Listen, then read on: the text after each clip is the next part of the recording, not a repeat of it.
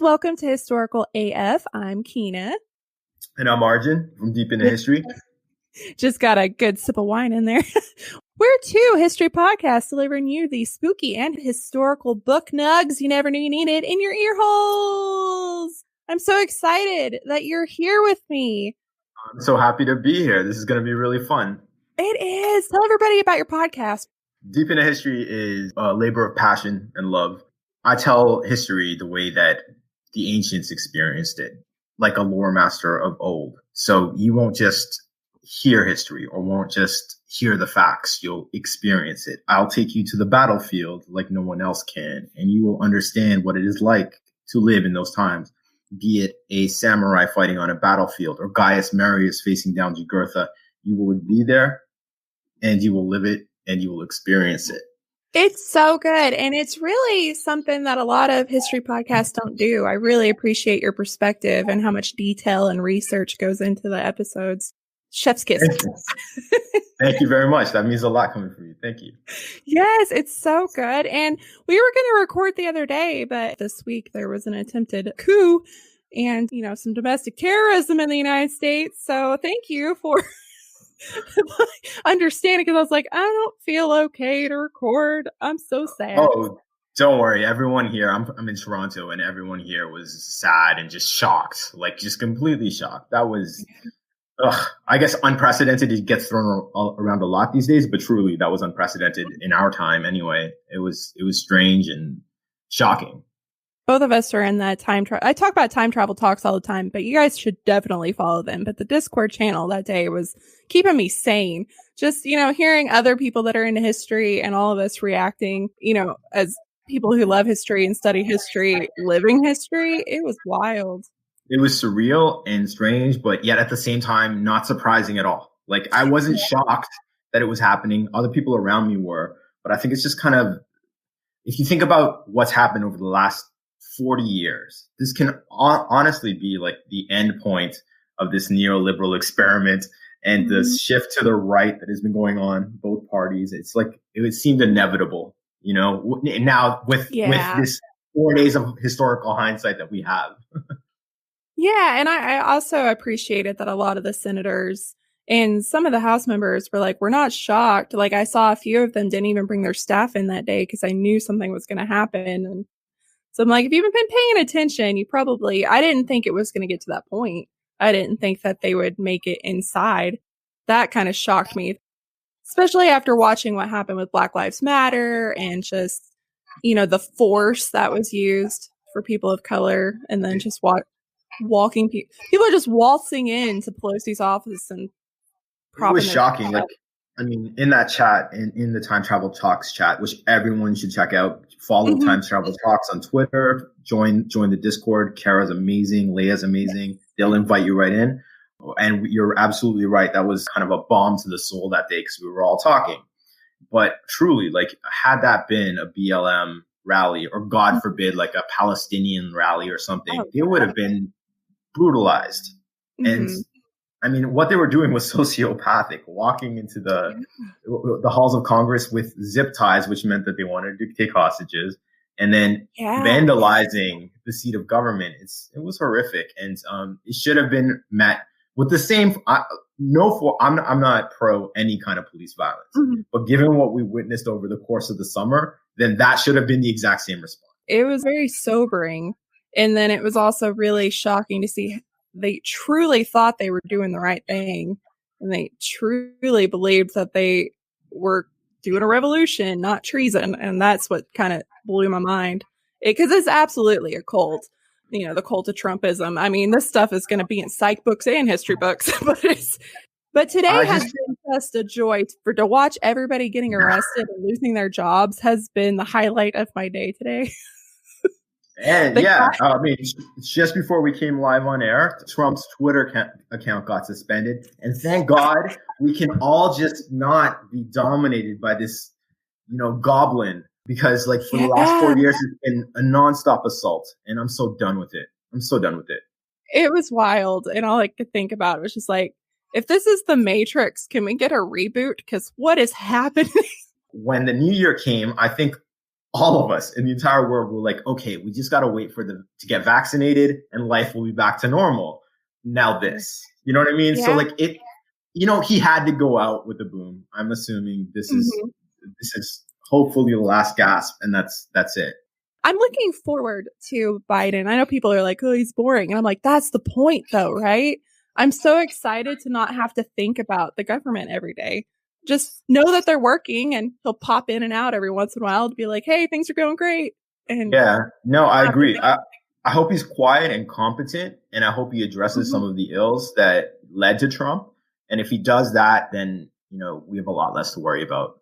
We'll see. I don't want to put any dark clouds because Trump just got banned on Twitter, and we should all be celebrating that.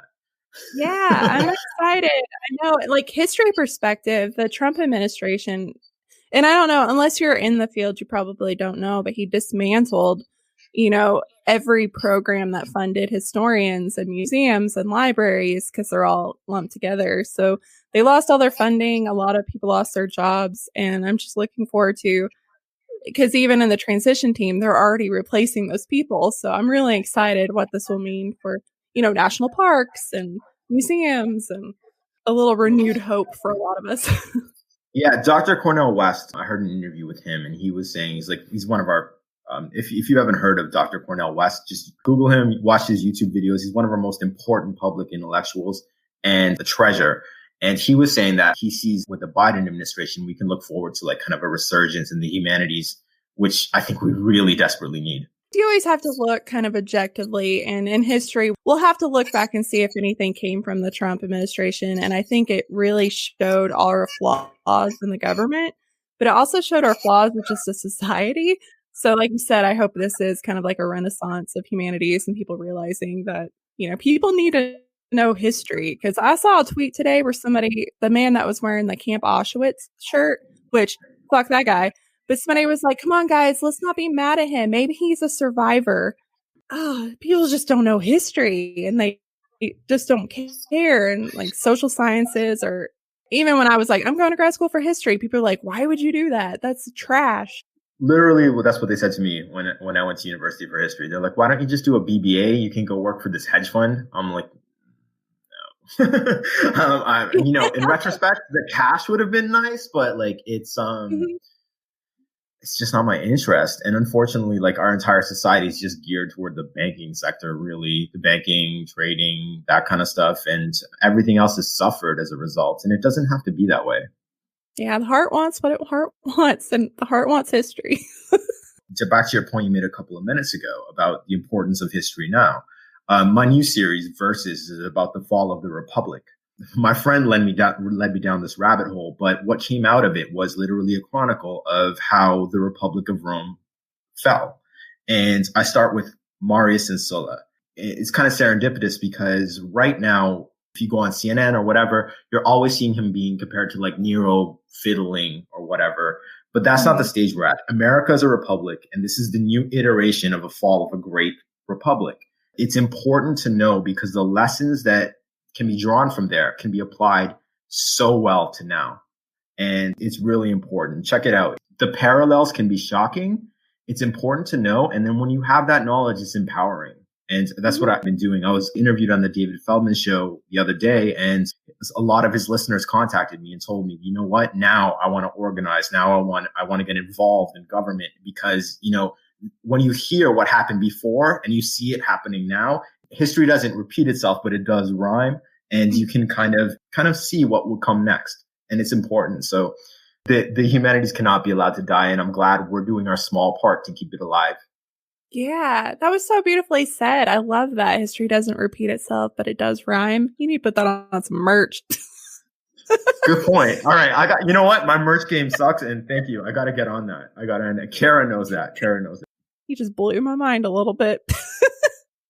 All right. Do we want to jump into it? Let's do this. All right, so I'm going to be doing historical AF this week, and I decided that since I was a librarian before I ditched the life for the historian gig, I was going to just kick this off with some book facts. So have you ever wondered how many books there are in the world? I have. All right. So Google data nerds actually thought this too, and they decided to create a system to determine exactly how many unique books exist in the world right now. And it turns out, after a lot of math and tech and stuff, that count comes to 130 million unique books. That's great. That means people are writing. That's great. Yeah. I love that. I love that fact.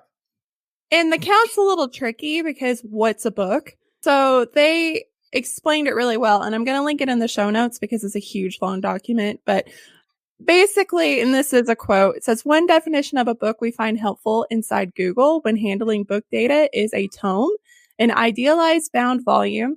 A tome can have millions of copies, i.e. different editions, or it can exist in just one or two copies. So say like a master's thesis that was published.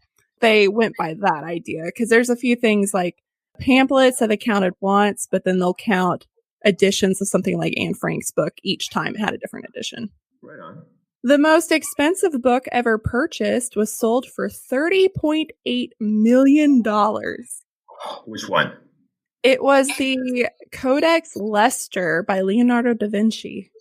Oh, wow. Oh, wow. That's amazing. I hope that's in a museum and not in some billionaire's closet. Well, that's the really cool part, is that Bill Gates bought it.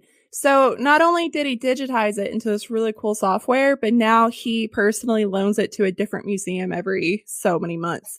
So he makes sure that it's traveling the world. So that's really exciting. And this bad boy is 500 years old. It's composed of 18 sheets of paper that were folded in half and written in his famous mirror writing. So it's really, really, really, really cool. And it is currently displayed in North Carolina's Museum of Art in the after times when we can leave the house again. And you're in North Carolina. Don't worry, vaccinations are coming, I'm told. Oh, man. I can't wait to do things again. The longest sentence ever printed is 823 words long.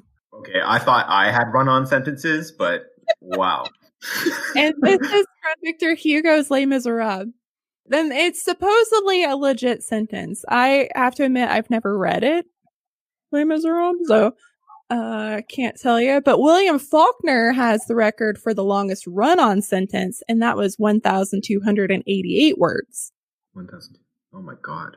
5 pages of a run-on sentence. My word.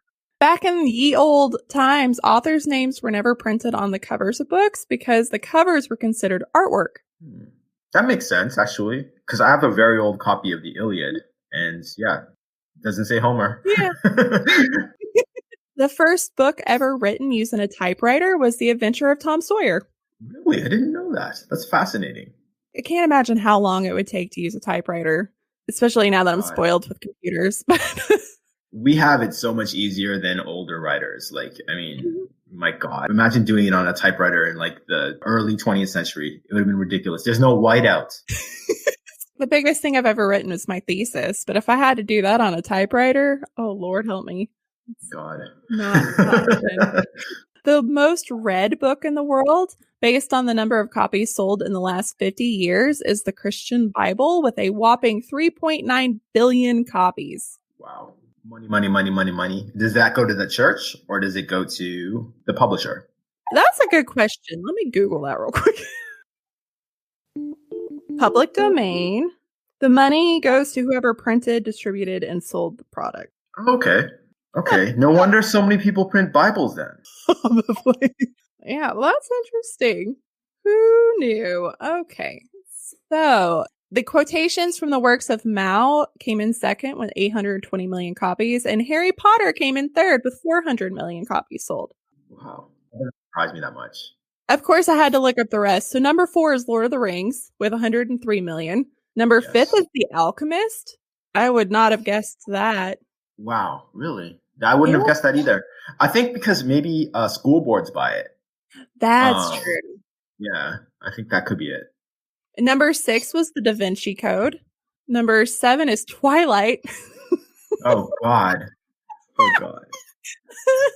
Well, okay, let me ask you a question. As a historian, isn't the most annoying conversation you can ever get in with someone who has read the Da Vinci Code and thinks that's history? 10 years ago, that used to drive me insane every time. No. You don't get it. You don't get it. Leonardo da Vinci did this, and those hidden clues are there. It's proven. I read it. I said, read it where? Yeah. In the Da Vinci Code. I'm like, it's a work of fiction. God, it was nuts. It used to drive me insane. Yeah, speaking of public domain, he got the Da Vinci Code from a French book. It was like a con that was done. Oh God, for the life of me, I can't remember the name of it. But they basically laid that out about that Jesus was born from Mary Magdalene. And there was a man who smuggled documents into the French archives claiming that he was the heir of Jesus. It was called Holy Blood, Holy Grail. Holy Blood, Holy Grail. That's what it was called. And so Dan Brown based the entire Da Vinci Code off that, and he wrote it and released it right after public domain ran out. So they had launched a massive lawsuit against him, but they lost because it was public domain. Oh, wow. I didn't know that. That's really interesting. Yeah, Dan Brown's one of the greatest con artists of our time. Yes. But he's making so much money. And then number 8 is Gone with the Wind. Makes sense. Classic. I find that interesting that like just over the last 50 years that it's still one of the most read books. That's pretty interesting. And then the last one, number 10, is The Diary of Anne Frank with 27 million. Which is definitely something everyone should read because speaking of history, we'd never want to go back to that again. No one should ever be in that situation again. I read it, I think, in 6th grade and again in like 9th grade, and chilling every time when, you know, like, especially as you get older, because you understand what she's actually going through. And it's just, crazy. I did find it really interesting that a lot of the books on here are banned books. Because I know Harry Potter, Twilight, I think, the Da Vinci Code, the Diary of Anne Frank, those are all banned in a lot of schools. And a lot of libraries. The Diary of Anne Frank is banned in schools? Really? Yeah, it's one of the banned books because she talks about masturbation. And they cut that out of a lot of editions. Banned Book Week is one of my favorite weeks of the year, and that's where librarians are just like throwing the middle finger at everybody that bans books, and then we just plaster them everywhere. So it's really cool. I enjoy that. I ran a teen center, so I'd be like, this book's banned. It's super cool if you read it. And they'd be like, yeah, I'm a rebel. So it worked. It's the best way to get people to read. Tell them that something is banned and they'll read it right away, for sure. Yeah. So Iceland has a really cool tradition. It's called Jólabókaflóð. It translates roughly to Christian book flood. And it started during World War II when paper was one of the few things that had not been rationed in Iceland. And because of this, Icelanders gave books as gifts while other commodities were in short supply, turning the country into bookaholics. In 2013, a study conducted at the university found that 50% of Icelanders read more than 8 books a year, and 93% read at least one. Their Christmas Eve tradition is giving out gifts, but after all the presents are opened, everybody grabs a cup of hot chocolate and then spends the rest of the night reading their books. That's very sweet. I like that. I want that to be my new tradition. Yeah, we need more of that in North America. Yeah, for real. I think I didn't put it in here, but I think America rates really low on how much we read a year. So I was like, oh. Harvard University has suspected that they own 3 books made out of human skin. Oh my God. Which ones? Do they know? So this is French, so I'm sorry. It's Des Destinies de l'âme. Destinies of the Soul. It was published sometime in the 1880s, and it has been confirmed with a 99.9% confidence that it's bound in human skin. That's grim. That's so grim. It has been sitting in Harvard Library since 1930, and it had a note inside it from the donor that explained that that book had been bound in human skin. And I found the note, and it was translated loosely to, quote, "This book is bound in human skin parchment, on which no ornament has been stamped to preserve its elegance. By looking carefully, you can easily distinguish the pores of the skin. A book about human soul deserved to have a human covering. I had kept this piece of human skin taken from the back of a woman. It is interesting to see the different aspects that change the skin according to the method of preparation to which it's been subjected. Compare, for example, the small volume I have in my library. I have several books tanned in human skin." That's sociopathic. That's crazy. Oh my god, the way she describes it too. Oh my god, was Silence of the Lambs based on her? My word. Did some digging. So the owner claims to have gotten the skin from the back of a woman mental patient whose body was unclaimed after dying from a stroke. Because I'm like, unused back skin. I'm like, who has that lying around? I'm like, yeah, you know what? Don't worry. I'm not using it right now. So just, yeah, please. You know? Yeah. So, I mean, at least he was already dead, but wow. So the other two books, they're most likely sheepskin. They've determined that they're pretty sure the other two are not people. Okay. And the practice of binding books in human skin is not actually that uncommon. It's been dated back to the 15th century, and it's known as anthropodermic bibliopegy. And I'm like 90% sure I talked about that, or I think Ashley talked about that in a past episode, but I don't remember which one. The library at St. Catherine's Monastery at the foot of Mount Sinai is the oldest currently operating library in the entire world. And it's the second largest collection of ancient manuscripts and codices just after the Vatican. Really? That's interesting. I would not have thought that, but that's fascinating. Me either. Mm-hmm. Their archive must be incredible, like the rarest volumes, you know? One of my dreams is always to gain access to like the Vatican archives and the library, and you know. Yes, if I could ever become invisible or somehow teleport myself, that would be the first place I go. I just want to go in there. Because, I mean, I think, you know, we always lament the fall of Constantinople, of course, which had a copy of most of what was in the library at Alexandria, which we all lament. I have a feeling that they have a lot of that is actually in the Vatican vaults, like not the vaults, but, you know, like their sacred library that no one else is allowed to see, because we do know that when the church was rising, they collected all the works of the ancients and brought them into one place, and it's there. So I wish we would have access, or even, you know, just a really, really good historian with unlimited access and do like, I don't know, an Amazon show or something about it. Tell us what's there. Yes. I just need to know. So the library in Portugal, it has a swarm of bats inside the library that feeds on insects that eat books every night. Yes, I know about this library. It's at the university. It's on top of a hill I don't remember the town, but yes, they actually have bats there and they preserve the books. Yeah, absolutely. I've seen a video about that. That is so cool. My library didn't have bats. So the first ebook was actually the Declaration of Independence, released in 1971. Really? Mm-hmm. Yeah. So he was given access to a Xerox Sigma V mainframe at the University of Illinois. And inspired by a free copy of the Declaration of Independence, he decided to transcribe it into a computer. He made it into a file and then made it free to use and distribute, making it the first actual ebook. Wow. Very cool. That's a very cool. It would have been one of those like big floppy disks that you have to hold like a pizza. Yeah, and it's actually still online, so you can Google Project Gutenberg and you can see it. Awesome. After this, I'm going to do that. I want to check that out. That's cool. Former American President Theodore Roosevelt read a book a day. How do you even have time? You're president, sir. I don't believe that.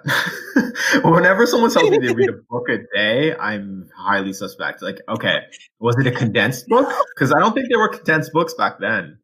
I don't know. A book a day seems like a lot.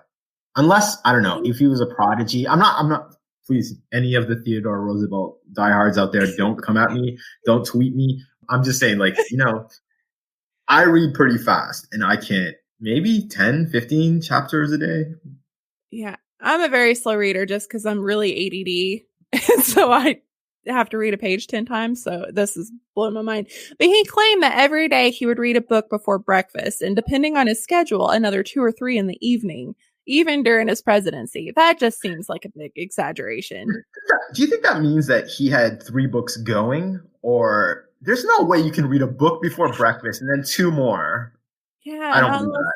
Not unless you're like a kid's book or something. I think that's been spun. Like he had 3 books going. I know people who can do that. That can have a bunch of books going at the same time. For me, like I can't do that. I have to have 1 book and I just finish it and then I go to the next one. I wish I could multitask, but I just can't. Yeah. He loved exploring various genres, including Dickinson fiction to Greek history, and was a firm believer that one's reading preferences changed with time and mood, which I did appreciate that because I feel the same way. What I like to read changes by my mood. Absolutely. Yeah, absolutely. But always John, Greek history. I can read that anytime. oh, yeah. Oh, absolutely. John Steinbeck's dog ate the original manuscript of Mice and Men. Oh my God. So he had to write it again? Yeah, he said his beloved Irish setter named Toby was the first to consume Mice and Men literally. He chewed up half the manuscript. The letter to his agent said, quote, "The poor little fellow may have been acting critically." Oh my God. Oh my God. I love my dog, but if he would have ate my thesis, I would have just... Oh my God. Yes. Oh my God. Yeah. Yeah, exactly. If my dog ate one of my scripts, we would have a serious issue. Be like, I still love you, but we're not speaking right now, puppy. Yeah, just oh, that would be so terrible. He just seemed so calm about it. He just made jokes, and I'm like, I wouldn't feel very jokey after that. No thanks.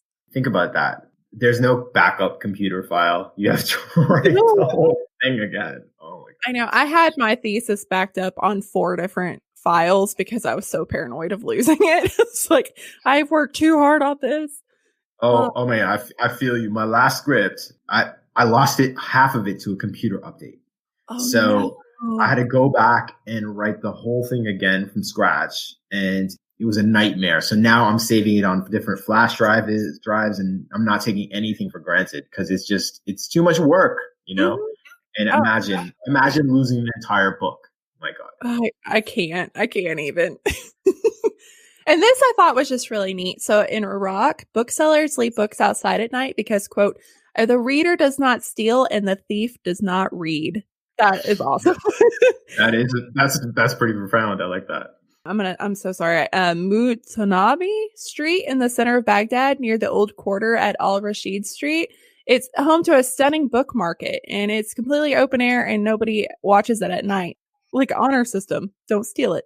The last little fact said that reading just 6 minutes a day can help reduce stress by 68%. And I thought we all needed that right now. Oh, so much stress. And it's supposed to be more relaxing than drinking a cup of tea, music, or even walking. So highly effective. Amazing. It activates centers of your brain that we just don't do. This is hilarious. I have a friend who does that, but not 6 minutes. They do, I think it's total 20 minutes a day, but the only time they can read is when they go to the washroom. So their book, they have like a mini library in their washroom, and they're reading as they go. That's amazing. All right. So my actual story is a tale of paperback books, war, and a selfish excuse for me to talk about an exhibit I helped write. So awesome. Michael Hackenberg, he writes in an essay for the Library of Congress that small books and paperbacks have arisen throughout history, usually in response to a particular need. So, for example, 1501, Venice began printing small-sized editions of Latin and Greek classics for aspiring scholars. And the streets of 16th century Europe, as we all know, were just plastered with pamphlets and small books, too.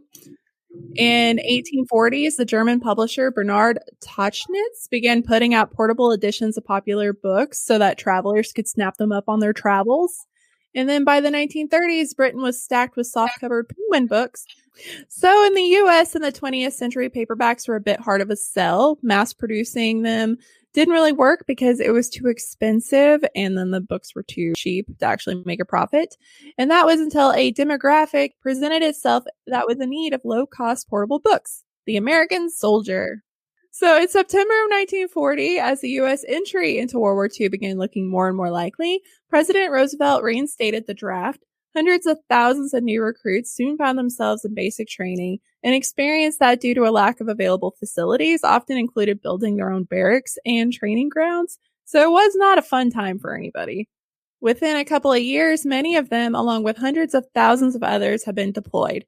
The U.S. military now consisted of, quote, millions of people far from home who found themselves in situations of periods of boredom in the trenches alternated with periods of intense activity.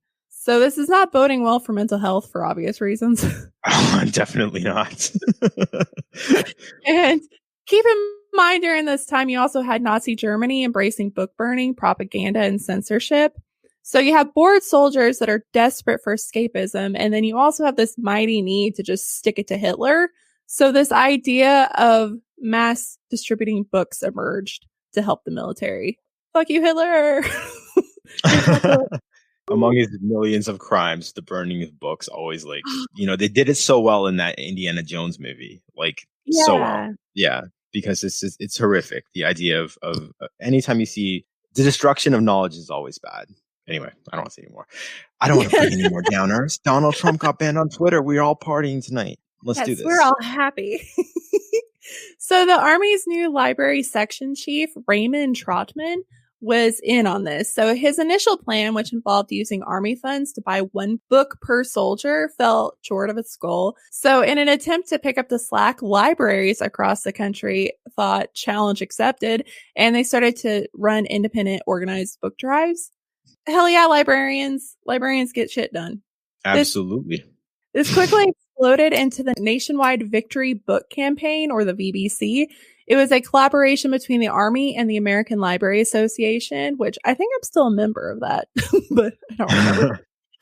That aimed to be the biggest book drive in the country's history to date. Like, libraries will step up. And if you don't know, like, most people probably have been to your public library, but if you haven't been in a while, libraries, especially like mine, we fed children, like we had resources. You can do your resume there. You can learn how to apply for jobs. Like, libraries are just the mecca of all resources. So important and such an integral part of our community. Go to your library, support it, because they're using austerity to shut down all of these wonderful programs that, we all grew up with and the world needs, frankly, because we're losing our public spaces to Starbucks and, other. I don't want to go. Don't get me started on coffee, but literally, we're losing these wonderful spaces. Like, to me, my library was always like a source of refuge. I could go there; it'd be quiet, no one bothered me. Like, it was just a wonderful place when I was a kid. So we need to keep them. Yeah, I've never witnessed anything as like extraordinary than a bunch of librarians fired up to like get stuff done. It's amazing. Absolutely. So although the campaign started off really strong, they collected 1 million books in the first month. Donations soon slowed down because citizens were already being asked to sacrifice everything for the war effort. So they just couldn't keep up with that pace because people were tired. They were having to give up literally everything to rations, and it just wasn't sustainable. And many of the books donated, like How to Knit or An Undertaker's Review, were rejected because they assumed, unfairly, if you ask me, that the soldiers wouldn't have any interest. I mean, if you're bored, you might want to learn how to knit. I think that was just unfair to be like, chunk that one.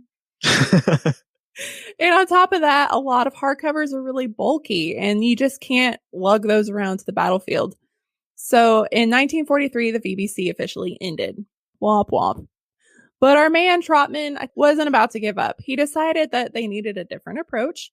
And over the course of the next year or so, he consulted with publishers, authors, and designers about how to quickly and efficiently increase the number of books that made it to the troops. So in 1943, together with graphic artist H. Stanley Thompson and publisher Malcolm Johnson, he officially proposed the idea of the ASE, or the Armed Services Edition. Have you ever heard of it? No, I haven't, actually. Oh, so exciting. Do tell. I'm so pumped. Okay.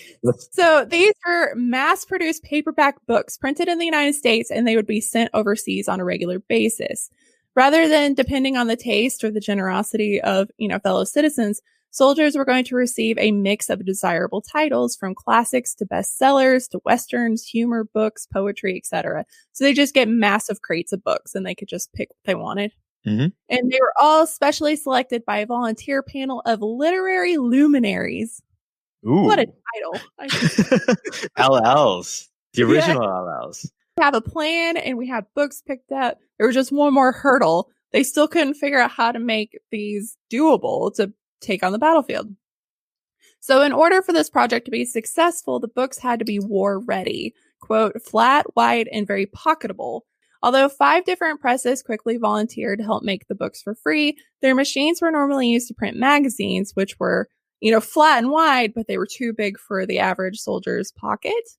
So Troutman and Thompson solved this problem by printing 2 books at a time laid on top of each other, and then workers in the presses would print out double pages, cut them in half, and then sort them into appropriate piles, and then they would be stapled together. That way like glue wouldn't attract insects, because sometimes when you're in the middle of nowhere in a trench, bugs are attracted to that glue in books.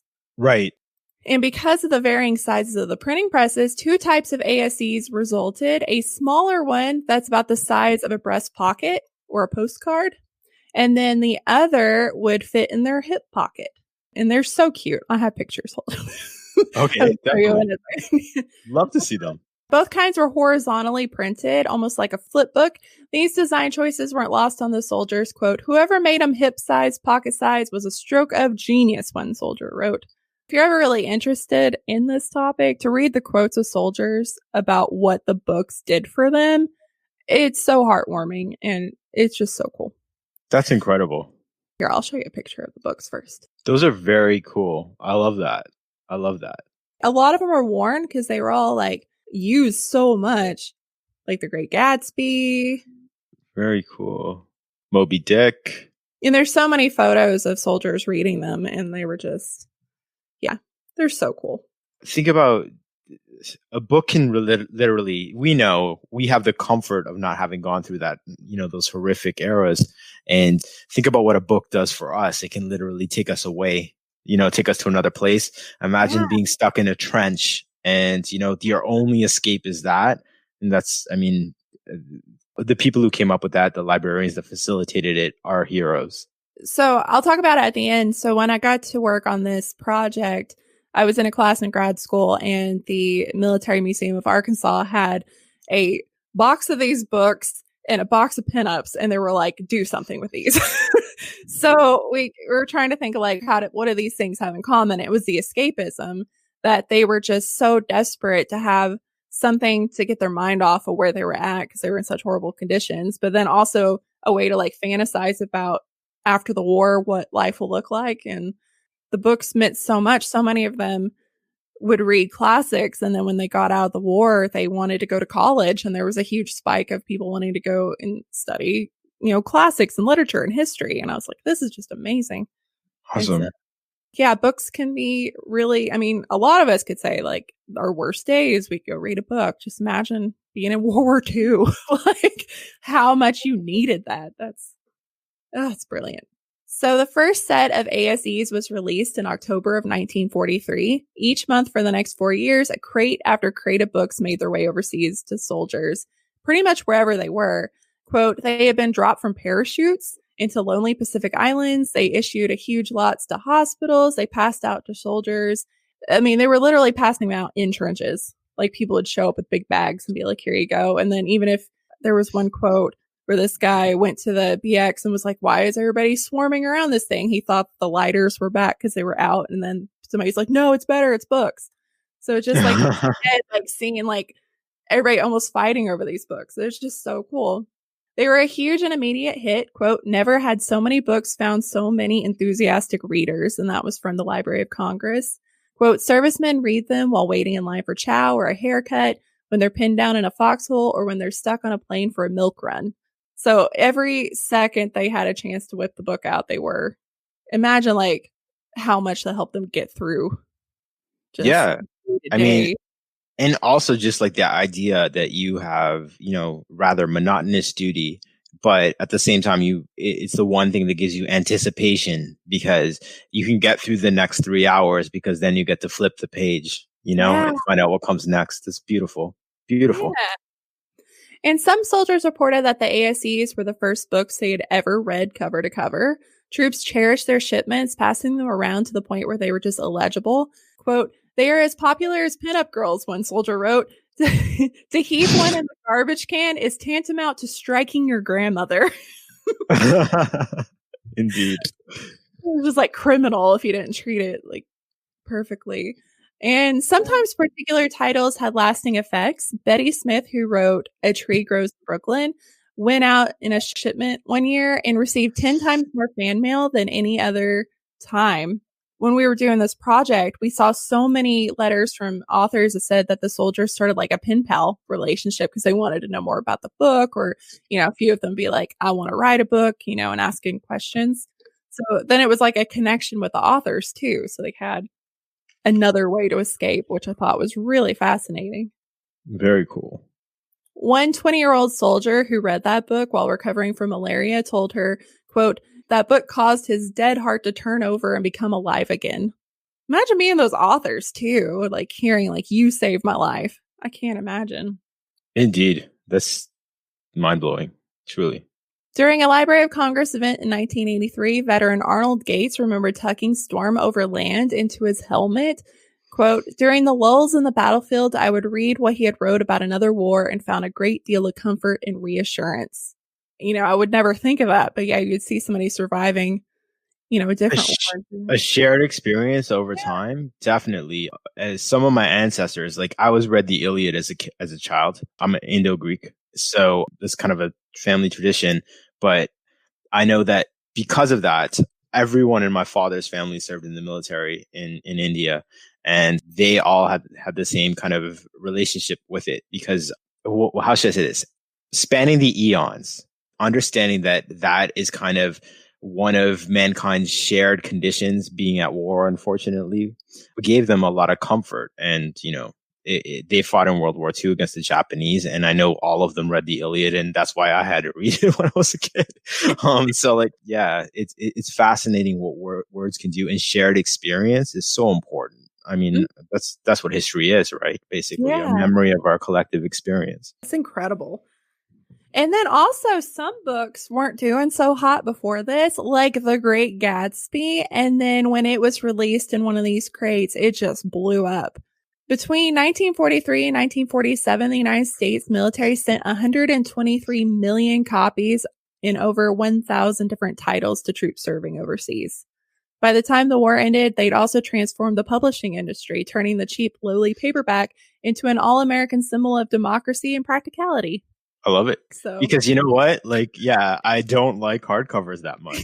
Like, they look good on the shelves, but they're difficult to wield. Yeah. It's just amazing. So many armed service editions remain available if you go to a used bookstore. The only complete collection is held in the Library of Congress, and there's a near complete collection at the library in the University of Alabama. And then a lot of other American universities have them. And like I said, that museum they just had a giant box of them. And then I didn't know this until today. In November of 2002, Andrew Carroll used $50,000 of a donation to print 100,000 copies of 4 new armed service editions to send to military personnel overseas in combat zones. So that was right after 9/11. Really? No idea. Neither did I. And if you ever find yourself in Little Rock, Arkansas, you should absolutely go to the MacArthur Museum of American Military History and check out my exhibit. Definitely. Say that again. Where can you give us details? It's called the MacArthur Museum of Arkansas Military History. It's in Little Rock, so it's downtown by the Capitol area. It's a fantastic military museum. They have military history from the Civil War to present, and it's really cool. And so this exhibit's called Fiction and Fantasy, Escaping the Rigors of World War II Through Paperbacks and Pinups. So shameless plug, I drew the pinup. And I'm really proud of it. And I designed the template, and then I did 2 panels. I didn't do the book side. I did the pinup side, which was really fun because they were like, you need to be able to talk about pinups, but you can't offend all the old people in Arkansas. And I was like, well, how are you supposed to do that? And I had to do the section about like Playboy. And I was like, well, this is not going to go over well, but it was really fun. And then also a shout out to my team. So David, who was on an episode with the Marquis de Sade, Patreon fam Hunter, and then there's Catherine, Jana, 2 Jessica C. So I'll just call them Jessica Cha, Jessica Co. John, Mary, Kate, Morgan, Patty, Rachel, and Tara. So all of them are on the team with me. It was really fun, and I'll show you a picture. Shout out to everyone. That's awesome.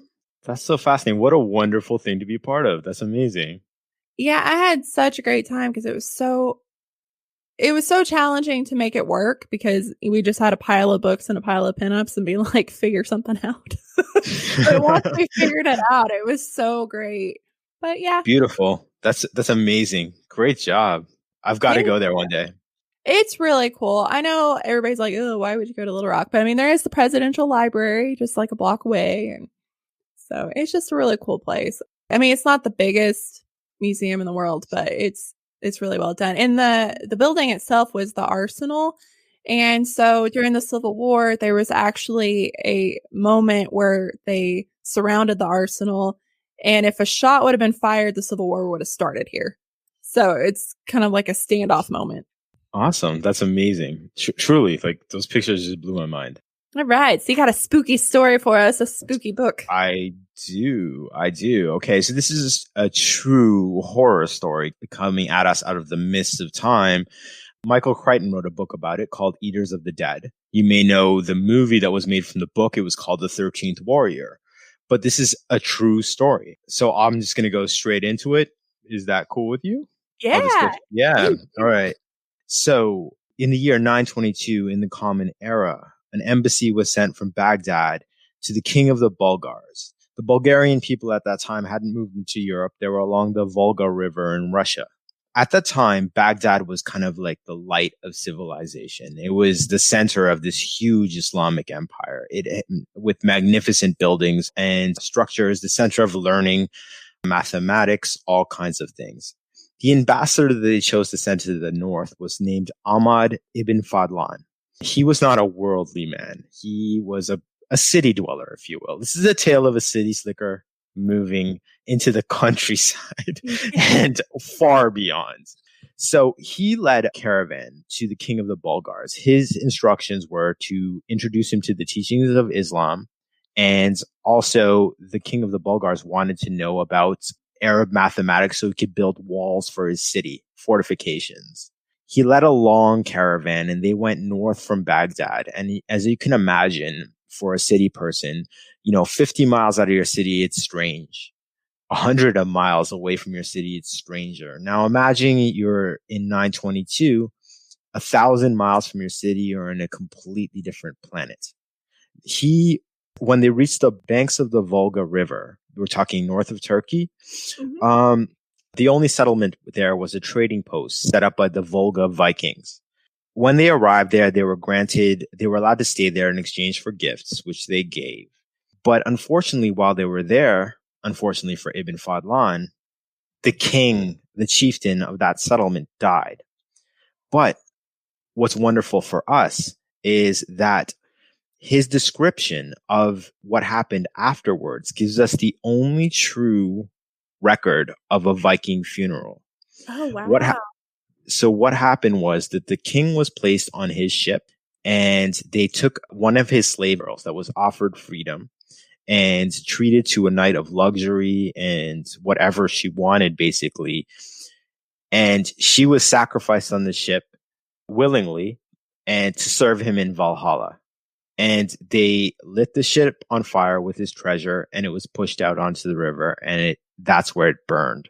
I'm sure all of us have seen, the stereotypical firing a flaming arrow into a ship. Well, all of that stems from this one story.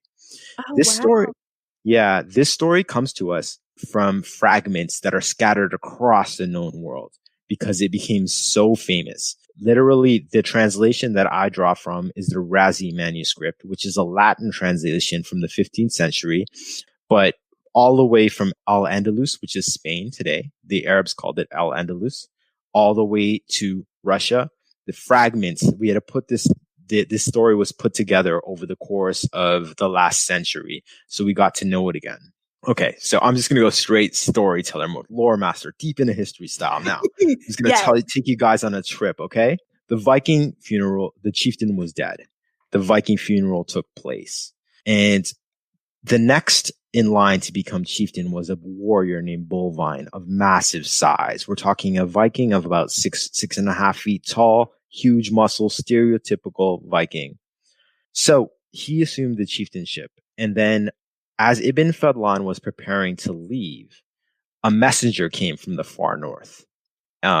from the mist, like the edge of the known world as far as our young city dweller was concerned. And he came with a tale that a kingdom way, way north, off the edge of the known planet, was in peril. So Ibn Fadlan, with this envoy, deliver his message, and Bullvine summoned the wise woman of the seer of the Vikings. This old crone walked into the room, because a crone she was, and her words were venerated, and if a chieftain summoned her, her words were law. She rolled the bones. She carried bones like dice and threw them and saw them and looked at them. And when she did that, she was the conduit to their gods. And she declared that 12 Viking warriors must go north, but they must have one more with them. And that warrior must be no Northman. 13 warriors must go north, and the 13th must be no Northman. Her head shot up, and she pointed at Ibn Fadlan. Because he was a, spoiled city boy, and everyone who rolled with him, while they were city guards, they were not warriors. So he had no choice. He had to go. So what he did was he sent his caravan on to the king of the Bulgars to finish the caliph's mission. And this poor man found himself on a Viking boat rowing up the Volga with 12 Vikings. Oh, no. So if you can imagine perfume, you're dressed in silk robes with gold chains, and you are cultured. And all of a sudden, you are on a boat with 12 Vikings. You cannot speak the language, and you don't understand anything they're saying. But thankfully, as they were rowing up the Volga River, he met a Viking warrior on the ship named Herger, who happened to speak Greek. Now, at this time, Byzantium was the power, the European power on Asia, at the tip of Turkey. Everyone's familiar with Byzantium. It was the remnant of the Eastern Roman Empire, still a world power. So if you wanted to trade on the world stage, you had to speak Greek.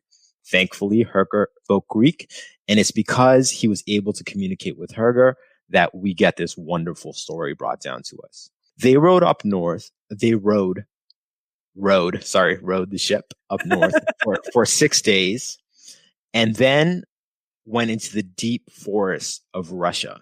Ibn Fadlan noticed that every morning when they woke up, there would be a fog, mist around them. And he would notice that even before he woke up, whenever there was a mist, the Vikings would be huddled in a circle looking at the mist with their hands near their weapons. When he asked why this was so, he was told not to ask. During his journey through the thick forest, there were no settlements. There were small farmsteads, and wherever he went, the people were terrified of him because they had not seen anyone dressed the way he was or with someone with such dark skin. One night, while they were journeying west through the forest of Russia, Herger shook him awake, and he looked up, and he saw the aurora borealis, something he had never witnessed before and something he had never heard of before. We can take that wonderful experience as a journey. Suddenly he was into a world of mythos, if you will, because anyone who's ever seen the aurora borealis, they're truly otherworldly. At this point, they kept on their journey and they arrived at the Baltic Sea, at which point they were given a ship because Bullvine, the new chieftain, was a man of status. As they journeyed across the Baltic Sea, Herger and the Vikings pointed something out to Ibn Fadlan, and he looked out and he saw what he thought was a snake in the water, a huge snake in the water. And Herger told him that it was a sea monster, but in fact, it was a pod of whales. And the Vikings laughed because he was terrified. That's so neat. I would totally fall for that. So, in addition to giving them their quest, the old crone, the seer, way back at the camp, had given one additional requirement: needed to collect his ancestral blade at his settlement. This was the sword Rundig, which was a storied ancestral blade that had supposedly been taken from one of his Norse ancestors that had killed the last of the giants. It turned out that Bolvine's father was a very powerful earl in the north. And when they arrived at this settlement, it was called Yatlam. They found it destroyed. It was completely burned to the ground, recently attacked. In fact, they could see the smoke arising before they got there. Bolvine did retrieve Rundig, and Ibn Fadlan asked Herger what could possibly have destroyed such a giant race of men, for the Vikings were huge in comparison, literally about 5 inches taller on average than the average Arab would be. And Herger simply pointed to the mists in the cliffs. Oh, no. So they sailed on. Bolvine had retrieved his sword. They sailed on. While they were sailing, he noticed that the Vikings had stopped drinking because they had been drinking all along. As we know, our stereotypical Vikings, they like to drink, they like to pillage, they like to plunder. And he asked them why.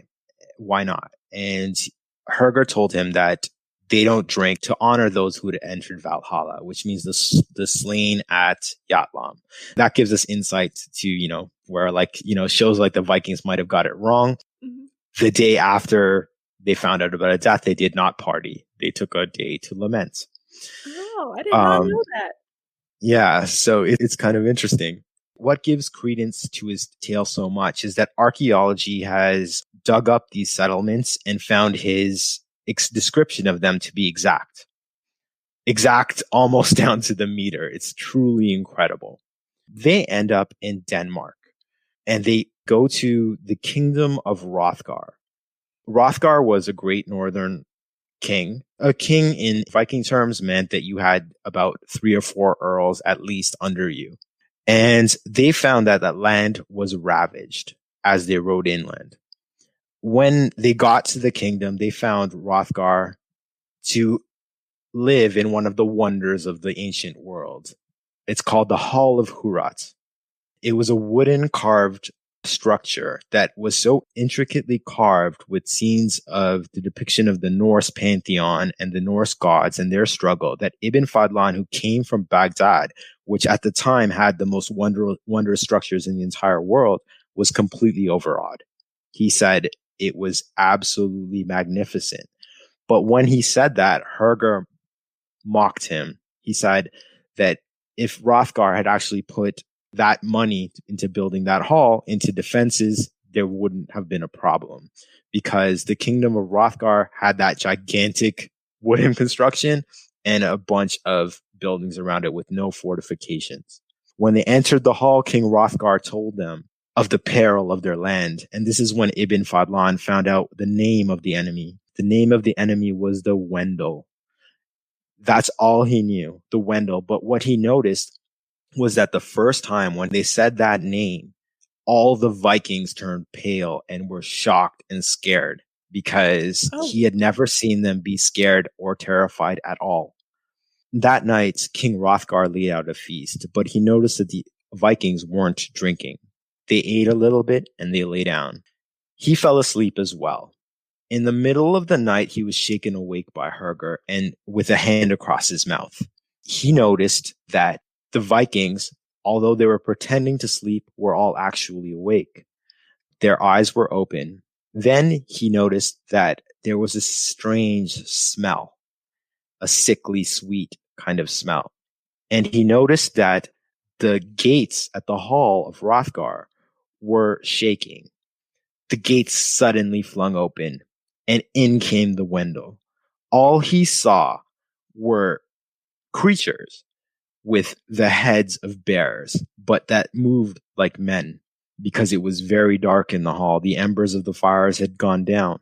Ibn Fadlan was knocked unconscious in that battle, so he didn't get to see anything more.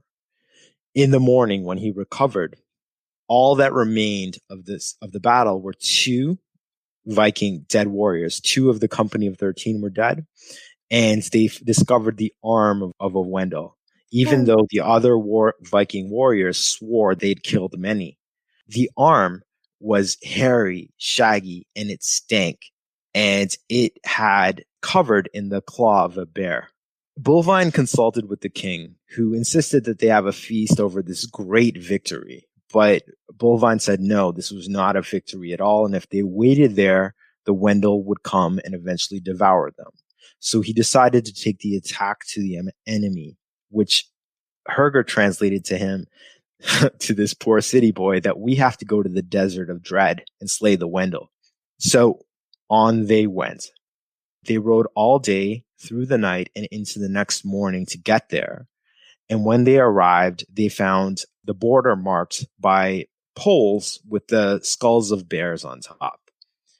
They entered the land, the desert of Dread, only to find it completely empty. The Wendell settlements were completely devoid of signs of life beyond a few plumes of smoke. Bullvine consulted again with the warriors, and they decided that they needed wisdom to figure out what to do next. So they walked back to their horses and rode.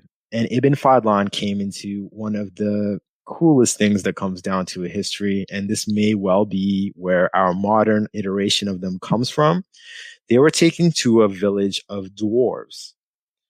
So what happened with that particular society of Vikings was that any little person that was born was considered blessed of the gods, and their parents were considered blessed of the gods for bearing them.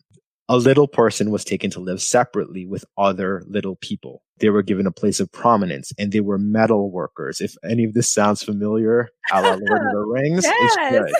it's good. So that's so cool, though. Normally in history, you hear about how they're shunned from the community. That's so cool that they were like revered.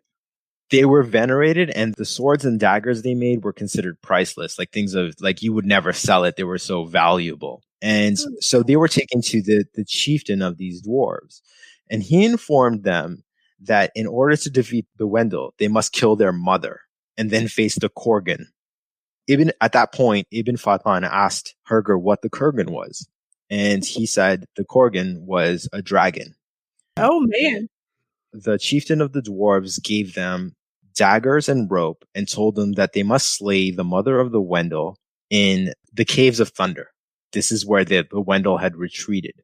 And he told them not to attack them from the front. There was a landward entrance to this, and he told them of a secret passage to get in there.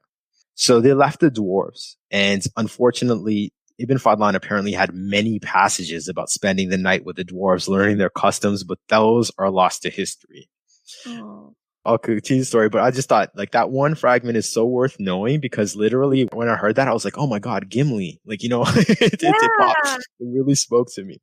So they rode to the Thunder Cliffs. They used the sealskin rope to tie a rope down to this cave system.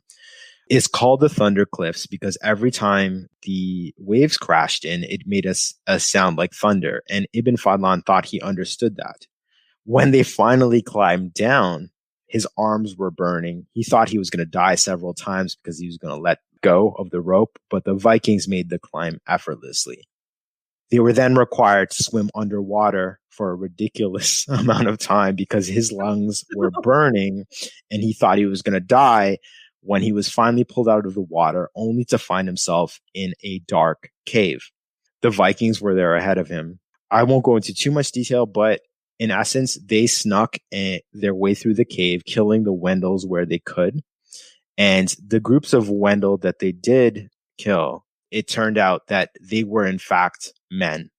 They were men who wore the heads of bears, very hairy, very, very hairy, which has made historians ever after speculate on whether there was some kind of remnant, not of a Neanderthal society, but some sort of spin-off of it. They fought their way to the central cavern, and Bullvine entered and fought the mother of the Wendell, who wore snakes around her neck and looked almost asexual.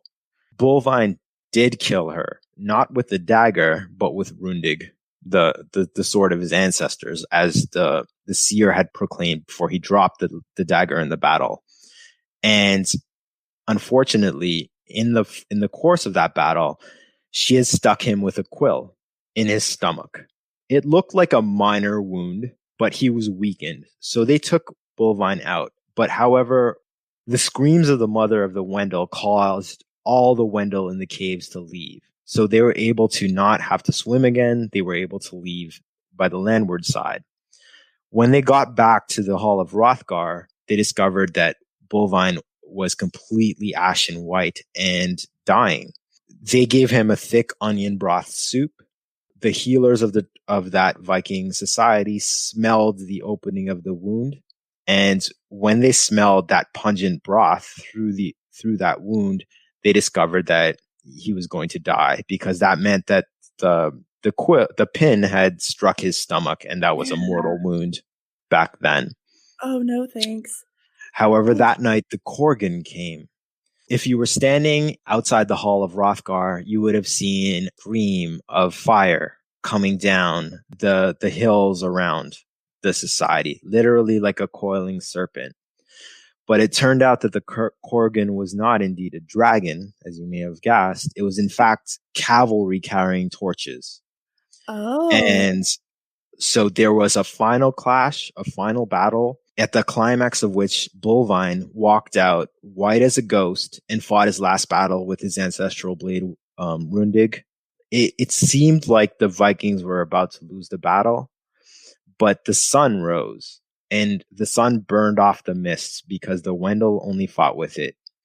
After that, the Wendel disappeared, and quite literally disappeared from history, for they were never heard of again, because apparently killing their mother had disrupted their society, and they had lost so many men and women fighting the Vikings, that it was over. Bolvine was given a king's funeral, from which we get our second best description of a Viking funeral. He was given the funeral of a king, and Ibn Fadlan had to go home. So he said goodbye to Herger, even though they begged him to stay. He was going to be given a lordship in Viking lands, but he wanted to go home, obviously. And he said goodbye to Herger. And as he left in his ship, the last passage that we have from Ibn Fadlan ends, then it happened. So that's where the story ends. We don't know what happened. What we do know is that he did make it back to Baghdad in 924, and he delivered this story to the Caliph. It was recorded, and it became famous and spread across the known world. Everyone wanted to hear it. That's why it was able to be reassembled through the fragments. And if you want to know the whole story, I know I didn't do it justice. I tried, but I didn't do it justice here. Listen to my episode, Demons in the Mist. It's the entire story right there. But it was so good. Yeah, so I hope you guys enjoyed that. This was cool. I thought you guys would like that, because so much of our modern lore literally comes from that story. Like you said, Lord of the Rings, and even like The Hobbit, like dragons. Like there's so many things that we just, like several books, kind of, wow. You just blew my mind. It's one of those great things. If you guys want to know the sources, I give them in the opening of that episode. But there's a manuscript called the Razi manuscript, which is the manuscript from Al-Andalus, which is modern Spain. Mm-hmm. And it's fascinating. It's so great. And that's the only manuscript that mentions the Wendel and this kind of struggle. And you can see why, like, imagine, like, you know, anywhere in Europe, you'd want to hear this tale, because it's like an actual horror story. Like you're battling demons from the mists, which is really cool. Yeah. And like you said, it makes perfect sense if they're a matriarchal society and you kill their matriarch, and then you lost so many men that they would just kind of disappear from history. That makes perfect sense. And what's fascinating also is that recent archaeology has revealed that more primitive societies existed, small pockets of them, but they found archaeological evidence that primitive societies existed alongside Viking society in Denmark, in the wilderness, which is where the Wendel lived. So It's cool. And one description in particular of this fortress called Trelleborg, which he saw while he was going across the Baltic, is exact. Like, there's never been a better historical description to match an archaeological dig. Like, they literally did it according to what he said, and they found everything he said. So he's like one of the most true witnesses that we've seen. That is so interesting. That is fascinating. Oh, that story's got everything. You got the spooky, you got the history. It's one of those great stories that I'm just so glad that we're kind of like in a golden age of history in the last kind of century where we're marrying, science with research, with archaeology, and we can actually get an actual picture of the past, so that the tales written in ancient history, be it something like this or something like Herodotus or something like Plato can be, put in actual context and give real value to it. That's some of my favorite things to research because our technology is so great now that we're able to go back and really prove things and disprove things. It's just so fascinating. Oh, I'm really glad you did that too. I don't think a lot of people realize just how amazing Baghdad was. The heart of culture and the art and the things they knew and the stories they told. It was so fascinating. Right. Running water, advanced mathematics, things that we would be at home with even today. And then to go from that to the Viking world, it must have been just talk about culture shock. Oh my God. For the record, he described the Vikings as the filthiest race God ever created. So, that's amazing. Yeah, everybody definitely go check out his episode on that and get all the details and the sources, and I'll link everything in the episode too to make it easy. But thank you again. Tell everybody how to find your podcast. Yeah, Deep into History is available on every platform, anywhere you find podcasts. Also, I have a YouTube, although it's not the best formula for that. You can follow me at Deep in History on Twitter and Instagram. And yeah, check out Deep into History. Don't just learn history, live it. Yes. Highly recommend. 10 out of 10. Thank you. And it's been such a joy spending time with you. This has been amazing. I had so much fun. Thank you for having me. You're welcome. This has been so much fun. I love just geeking out, and you're such a good storyteller. I've just been thrilled to have you. Thank you. This has been great. I want to thank Arjun again for joining me this week for this episode. I think it's almost serendipitous that he was my guest this week because we had so many great conversations about living through history and history not necessarily repeating itself, but rhyming. And I think that it was really impactful given the events of this week. If you would like to watch these episodes live and comment along, then join Patreon. That's patreon.com/historicalaf. And speaking of patrons, I have some shout outs. First of all, a huge thank you to Jolly J, who went from a brilliant AF patron to a prolific AF patron. And now, my friends, you are in that tier where you get a gift from me every quarter, and I am excited. Thank you so much for your support, and it's been an absolute joy getting to know you, Jolly J. Also, we have a new member of the family this week, somebody who is very near and dear to my heart, Stacy, and I've talked about her on the podcast before. She worked with me in the teen center at the library for years and kept me sane in some of those weird-ass librarian situations. I'm excited that she joined the fam because literally she is the right kind of nerd to fit in, and I'm so excited. Thank you so much for supporting me too, friend. I appreciate it so much. And again, if you want to join the fam, that's patreon.com/historicalafpod. There's so many benefits. The tiers range from $2 to $20. Every tier, you get more and more stuff. By the time you get to 20, you're getting like 30 things. So I like to spoil y'all. If you have a story you want to send in for the extra AF, send that to historicalafpod@gmail.com. If you just want to email me ideas for stories, corrections, etc., also just email me historicalafpod@gmail.com.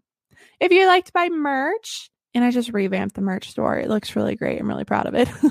That is shop.spreadshirt.com/historicalafpod.